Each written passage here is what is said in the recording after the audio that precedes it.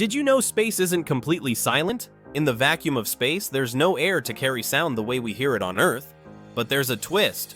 Planets, stars, and even black holes create vibrations. And space agencies like NASA convert these vibrations into sound waves we can hear. The result?